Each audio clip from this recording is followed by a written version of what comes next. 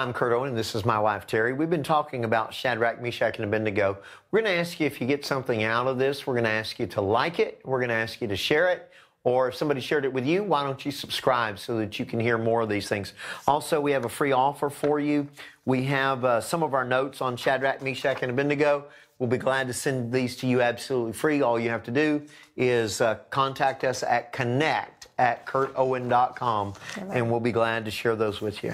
We were talking about the fact that Shadrach, Meshach, and Abednego ended up being in the burning fiery furnace, but it wasn't the first time that they had to face pressure, face decisions in their relationship with the Lord. That wasn't what their first time.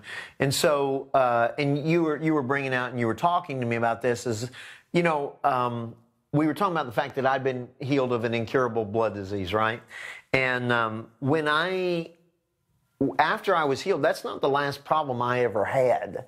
Right. I've had several incurable, unfixable, only surgery would fix it, things since then. Mm-hmm. But see, when I first met the Lord, and actually I didn't get healed right off. It took a little while. Not because of Him, but because I was resistant, and I didn't know how to receive healing.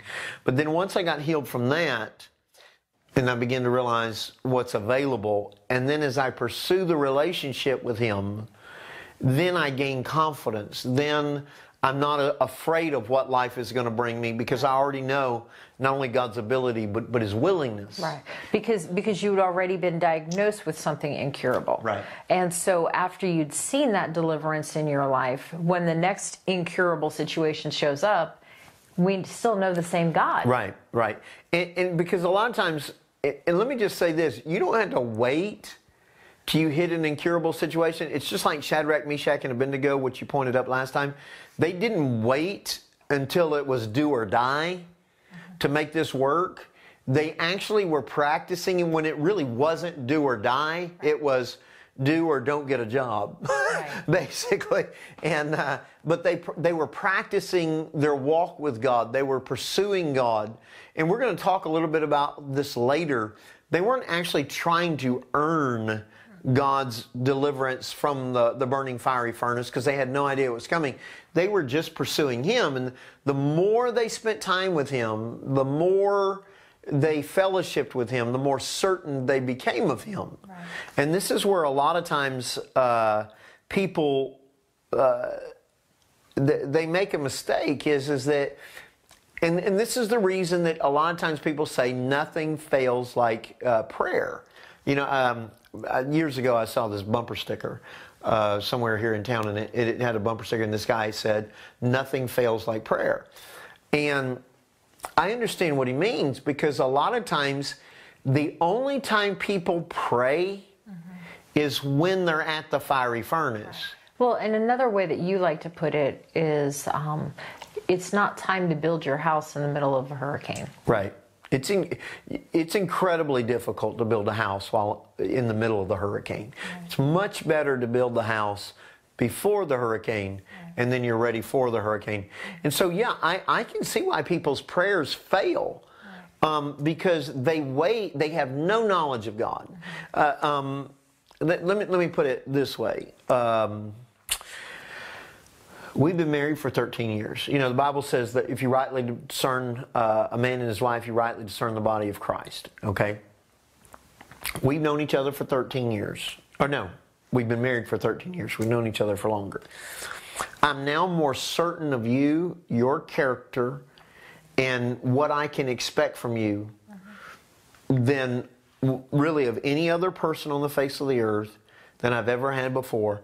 But that wasn't true at the beginning. Right? I was not certain of you at the beginning. I wasn't certain that we'd be here. I wasn't certain really of you at all. Right?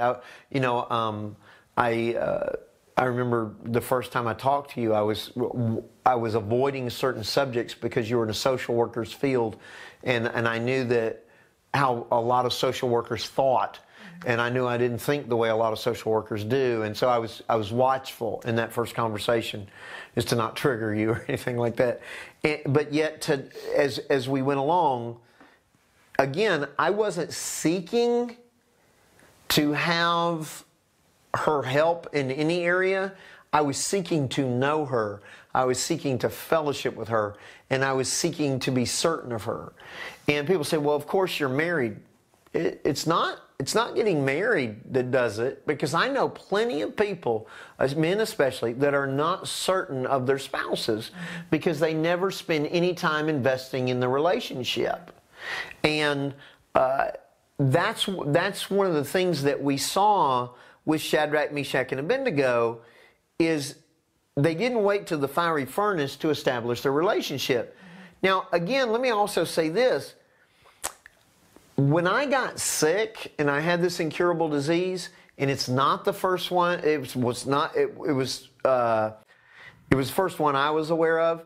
It wasn't the last one I faced. That there's more, and I know there's more coming. There's potentially that I could face something else. I don't believe I will, but I have confidence in God now, because even though when I was trying to trust Him at the beginning, and thank God I was having people teach me and help me develop my faith, now I have assurance and certainty after spending time with Him. Not just my deliverance, because I've seen plenty of people get God delivers and they're still not certain of Him, because it's you never know what God's going to do thing. But the way that you get there is in you are pursuing Him, not to earn anything, not to try to earn your deliverance from the fiery furnace. And let me go back to this, because I'm kind of getting off track here. If you wait until you are facing the burning fiery furnace to begin to have faith in God and to trust Him, most of the time it is not going to work. Because if I wait until I have to, if I waited till I had to depend on your word, that it was an absolute must that I depend on your word, to try to depend on your word, I'm not going to depend on your word in that moment. Your confidence would be shaken. Yeah, my confidence would be really shaken.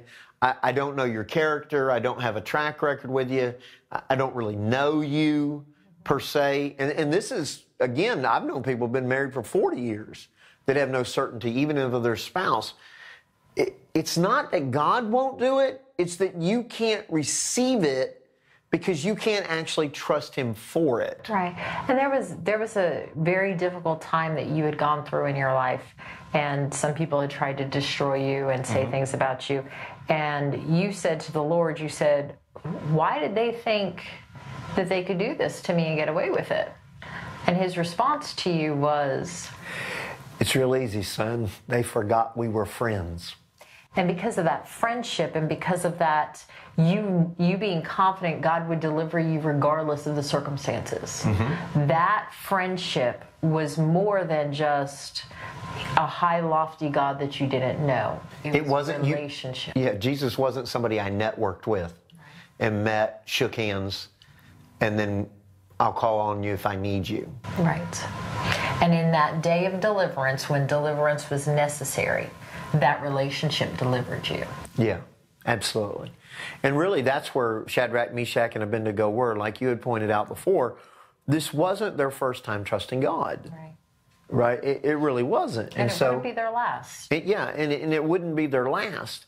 And I'm going to cover this more because, and I'm speaking specifically to you people that think you understand grace, that think God's done it all so you don't have to do anything. I'm telling you, you're never going to be able to trust the God of grace unless you do some things to get to know Him, to spend time with Him, to know His Word, to know what He's promised. Because, and make no mistake, your prayers are going to fail just like other people's, because in that moment of pressure, and you're saying, well, I just believe God's done it. I just believe God's done it. And the devil asks you, or people ask you, well, how do you know? You have no answer because you don't have confidence in Him. And John said it this way. John said, we must assure our hearts before the Lord. And we have to labor to enter into rest. And all of us are going to face a fiery furnace. All of us are going to face it. We're going to have challenges in life. That they're coming. Sometimes people think that when we get saved, that's the last challenges we're ever going to have. It's not true. You're going to have plenty of challenges, but it no longer matters because I now have the Lord to help me, and there is no challenge I will face that's bigger than Him. Right, because your confidence is in Him and His Word, not in the circumstance. We can be more confident of God and His Word than we are of the pressure, the circumstances, and the consequences we're facing. Absolutely, absolutely. You know, over in 1 John 5:14, it says, "Now this is the confidence that we have in Him, that if we ask anything according to His will, He hears us, and if we know that He hears us, whatever we ask, we know that we have the petitions of Him." And that answers the question, can He and will He? Yeah, absolutely. Well, it also speaks to the fact that John says this is the confidence that we have in Him. What is he saying? This is the certainty that we have in Him. We do not live in uncertain times. We live in a certain time. We have a certainty about the Lord. Amen. Through relationship. Right. So that when we face the fiery furnaces, because, and we'll talk about this, how this works, but you're going to have to, you can't wait until you're facing the fiery furnace to try to figure this out. Amen. We love you very, very much. Again, we ask you to please like, subscribe, pray about supporting the broadcast. There'll be an opportunity to give when this thing's over. But know that Terry and I love you. Know that we're praying for you. And we're going to pick back up here and we're going to talk some more about this, some things that we think that will help you. Until then, know that we believe in you and that we're standing with you, and know that Jesus is risen and victory is assured.